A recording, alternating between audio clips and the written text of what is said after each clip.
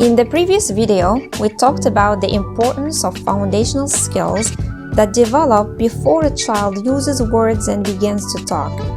Today, we'll dive into the first skill, which is react to what's happening around. What does this mean? Children are born with their senses, and they use them to discover and understand the world around them. They respond to what's happening around before they start using words. These responses show they are aware of and interested in their surroundings, which is an important first step in learning to communicate. Here are some examples of how children react to what's happening around them. They follow or track a moving object or a toy with their eyes. They turn their head to look at a toy, a person, or where the sound is coming from. They move their body to reach for and explore things around them. They smile, frown, or show surprise when something happens. And they show interest in exploring various toys or objects, including different textures. So, when children react to what's happening around them, they are alert, they notice what happens, and they react to it by turning, moving their body, reaching, smiling, widening their eyes, exploring, etc. Why is reacting to what's happening around important for talking? Well, it's crucial because children are starting to understand the world and how to connect with others. First of all, they're starting to pay attention and show interest in what's going on. For example, when they look at a toy or turn towards a sound, they're starting to focus. This helps them pay attention to communication. And over time, they may imitate sounds, gestures, or words they see and hear. Second, they begin to make connections between what they see and what they hear. For instance, when the child hears a dog barking and turns to see the dog, they begin to connect the sound of barking with the dog itself, understanding that the dog makes the barking sound. This shows how the child is linking what they hear with what they see, which is a key part for language learning. Third, they start to understand that their actions can make something happen.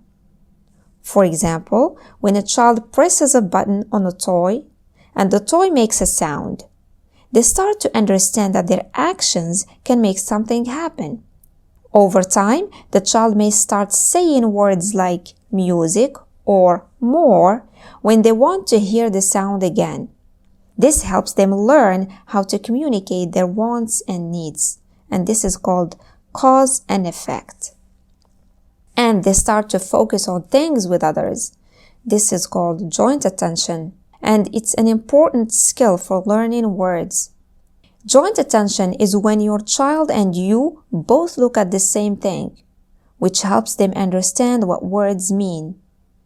For example, you point to a puppy and say, "Dog." The child looks at the puppy and smiles. By both focusing on the dog, the child learns the meaning of the word dog.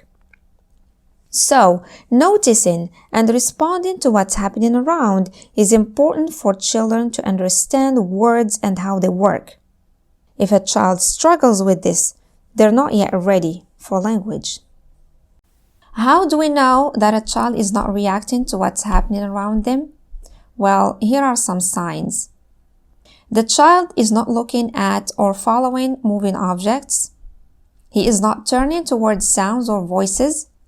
For example, he is not turning towards his parent's voice or responding to his name even if you're standing nearby. He doesn't startle when he hears noises. He is not reaching for or exploring toys. The child may show no interest in objects or toys and may not explore them or investigate new items even if placed nearby. He is not reacting to new things like loud noise or bright light. He is showing a little interest in people or activities. For example, the child doesn't smile when someone interacts with him or her and shows no excitement when engaging with family. Overall, he is appearing unaware of changes in their surroundings. Remember to check your child's hearing and vision, as any difficulties in these areas can affect how they process sounds and visual information. If your child is having trouble reacting to what's happening around them, the good news is there are many ways to support their ability to respond to events in their environment. In the next video, we'll explore practical strategies and tips to help build this essential first skill.